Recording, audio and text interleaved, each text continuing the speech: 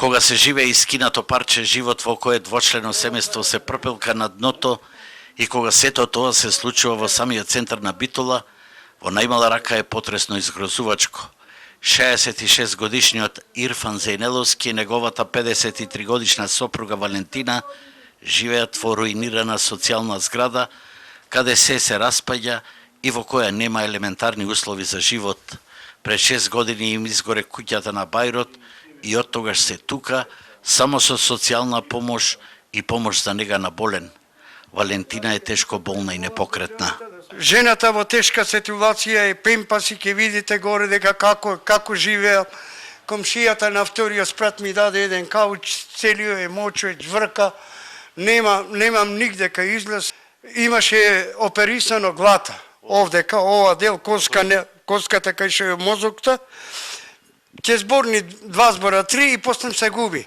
Некогашната шивачка во грчка текстилна фабрика сега е целосно онемојкена и што би се рекло поднеарно, поднеа лошо, со години неизбањата и околу не се полно муви, непријатна реа и зараза и со невидена нечистотија.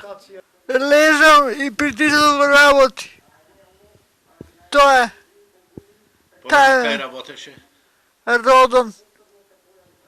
Кај грците. И како помина? Тешко.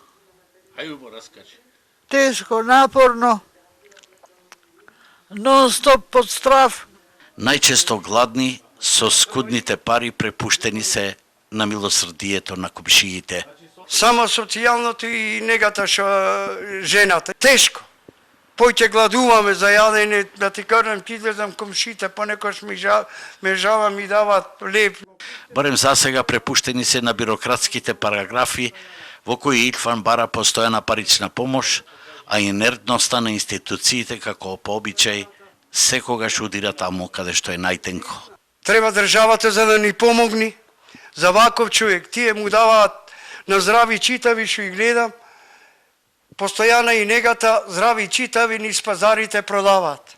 Од И тоа. Центарот за социјална работа што велат? Тие мене ми велат нешто, Скопје и бега, не одговара ништо. Пушат цигари и кафе, надвор не ги интересира.